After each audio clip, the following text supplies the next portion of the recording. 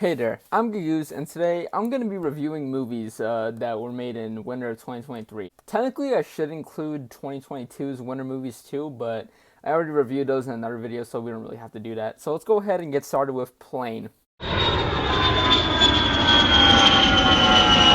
Plane is a 7 out of 10. Now, here's why. Listen, this movie has some pretty interesting bits, alright? I mean, there's very obvious tension. It's a bit more of a serious movie. It's not really like trying to be comical. It's not really trying to be like anything like in a franchise. It's just a one-off movie that's supposed to be serious. It's supposed to have tension. It's not really supposed to be like a very funny story like how most action movies probably would be nowadays. From what I remember, there's at least like 3 action scenes from this movie, and I mean, in a movie that's about like what 1 hour 28 minutes, there's not really much you can fit in a movie about a premise about people being stuck on planes. Then again, that could be just me not having that big of a writer's brain. I'm not sure.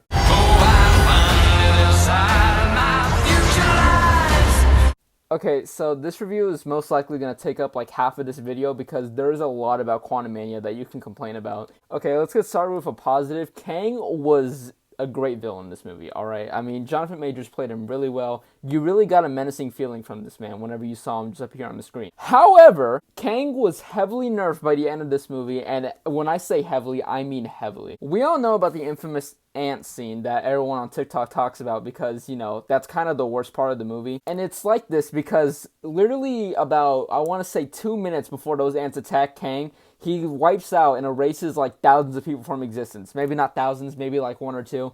But still, it's shown that he has these pretty crazy death beams that are able to basically just wipe anyone from existence. And Kang gets defeated by a bunch of ants. Now, already you can kind of tell how bold that is. You can just wipe out a whole colony of ants, no matter what kind of advanced technology they have. Another complaint I have is MODOK's weird kind of transition from being a bad guy to being a hero. It felt a little too forced to me. Like, I felt like it just came out of nowhere. It happened way too fast. It wasn't supposed to happen that way.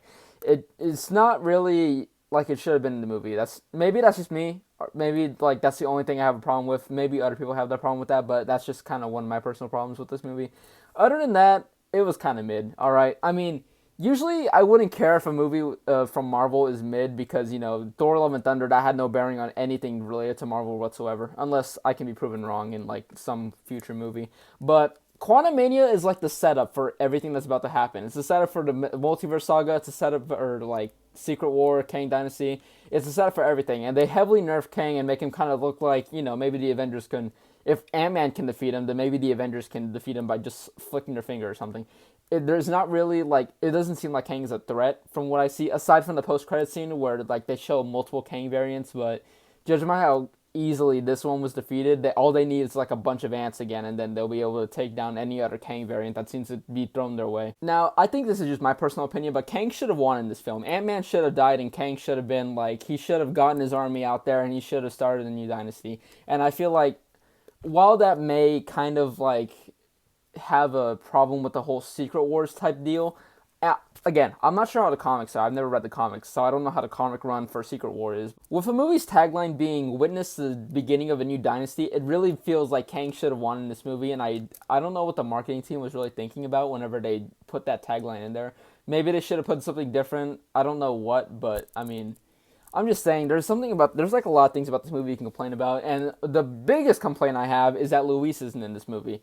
For those who don't know, Luis is by far the best Marvel character I've ever seen in any Marvel film, alright? You can't have an Ant-Man movie without having Luis in it, and that's just a known fact. Anyway, that's my biggest complaint, is that Luis isn't in this movie, but aside from that, this movie is just kind of mid. It's not a good start for Phase 5, I'll tell you that much. Also, there's a couple scenes that I found the CGI to be just a little bit wonky, but that's not really on the CGI artist's fault. That's more like the studio's fault. Marvel's kind of been overworking the VFX artists lately, and so it's not really like they have a lot of time to put their focus on all this like cool stuff. They have really constricted time restraints, and they're not really able to get good content out there in time. It's like trying to post a video daily. You're not going to be able to get like good editing in. You're not going to be able to get good you're not going to be able to get good stuff in. You're just going to come out with like a lazy, rushed, unfinished almost product, and it's just going to look really bad, and no one's going to want to watch it. And that's basically just how Marvel kind of runs their things there, and it really sucks to see that because, you know, Marvel, they made some great movies in the past, alright? I'm going on a rant about Marvel, and I'm sorry, but there's a lot of things that need to be said about the studio that's kind of just, like, I don't even think it's Marvel. I think it's Disney. I think it's Disney. That's what's causing the whole time constraint stuff, because they're trying to get their merchandise out fast. They're trying to get toys and stuff sold, and I think that's just the main reason why it's taking like so little time, and why VFX artists have so little time in order to release like new stuff. Anyway, my rant about Marvel is over. Sorry for going on like too much of a tangent there. I might have to cut this out. And don't ever come down. Cocaine Bear is by far the best movie I have seen of this year. This movie is just a blast to watch, alright? I mean, there's no, like, lore that you have to get into. The only thing that you really need to know is that it's based on a true story where a bear did cocaine and for 30 minutes it was the strongest apex predator. That's all you need to know about this movie going into it. This movie is basically just a fun movie to watch about a bear doing cocaine and going on a massive killing spree. And yeah, this movie's also got some pretty funny jokes, too. So if you want to go ahead, have yourself a nice time, not have to watch Mid-Mania, then yeah, this is the movie for you, alright? You don't want to watch any more superheroes, you don't want to watch any more like Star Wars, I don't know what else is out there, but this is definitely a movie that you want to see, and you just want to go and have fun. Alright then, well, I'd say that's my reviews for winter 2023 movies. I haven't seen Megan yet, and I haven't seen Winnie the Pooh, Blood and Honey. I have heard bad things about Winnie the Pooh, Blood and Honey, but you know what, I mean, it's not like, it can't be that bad, right?